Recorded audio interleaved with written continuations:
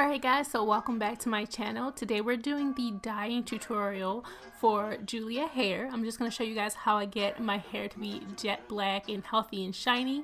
So as you can see, this is the hair right after I made my wig. It's like a number 2. There are also some hairs in there that are kind of like a number 4. So we're just going to go ahead and try to get it as black as we can. So when I dye my hair, when I have closures, I like to section off the closure first to ensure that I am being as careful as possible when dyeing any kind of hair that's on lace. You really don't want to get dark hair dye on your lace.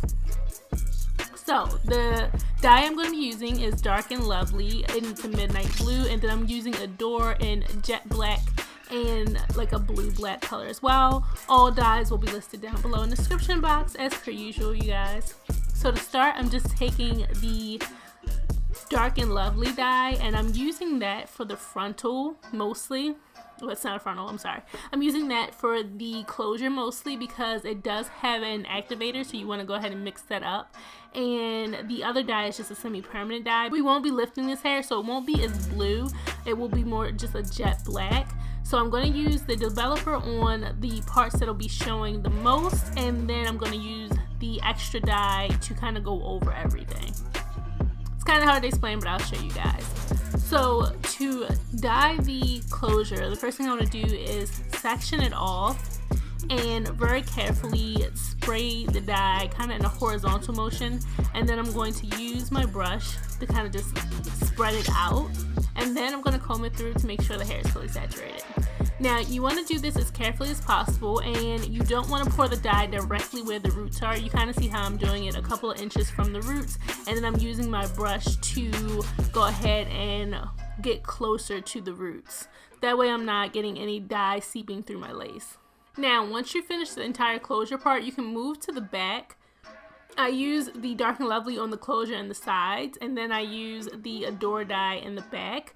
That's because just in case the Adore dye didn't take as much, it wouldn't be able to be shown. You couldn't tell because the hair on top would be really dark, but the Adore dye did ended up taking very well, so that was pretty cool. I just wanted to be extra careful when I was making my hair dark because we weren't going to be lifting it. So basically I separated the back part of my hair into 2 sections, and I am going through kind of like how I did with the front. You don't want to take really thick pieces. I'm taking no more than 2 tracks at a time to go in, and I'm applying it at the roots, and then I'm smoothing it down with my brush, and I'm combing it through with my fingers and with a comb. The most important thing is to make sure your hair is as saturated as possible with this dye. Usually if I lift my hair with bleach, I would wet the hair first and then dye it, but because I'm not lifting this hair, I wanted the dye to be as pigmented as possible, so I didn't want to water it down at all. So it's kind of redundant. You're just going to go ahead and apply it and go down. It's really easy when you're making hair darker. As long as you don't get dye on your closure, you're pretty much set. However, I did make a mess out of my mannequin head, but you know, life goes on, it's whatever. So I'm just going to part and dye. I'm going to let you guys watch this part. It's kind of soothing. Let them stop talking.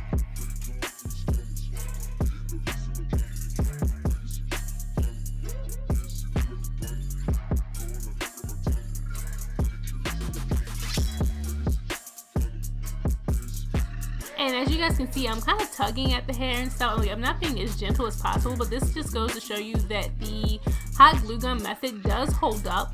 You know, I had made this wig, and then right after I was like tugging at it and everything, and none of the tracks slipped or anything. So I stand by my hot glue gun method. If you guys want to see that video, you can check out my previous tutorial. It is the one right before this. I'll try to link it below, but I'm trash with remembering stuff like that.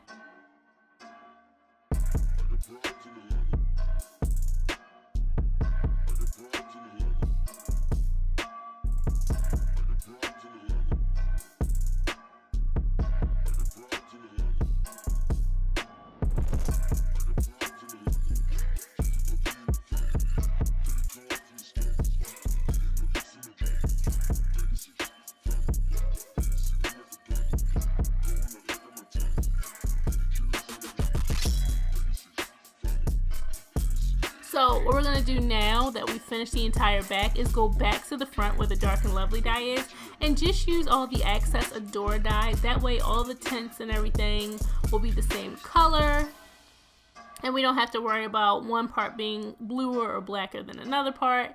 You just want to make sure your entire wig is saturated. Now, as you can see, when I went back to do the closure, I'm doing extremely small parts. You want to make sure it's as meticulous as it can be, because the last thing you want to do is get this down your lace. It will stain forever and it'll look funny. I feel like any other dye you can probably color up with foundation or whatever, but dark dye is a wrap. Like, you just got tinted lace and you just have to deal with it, sis.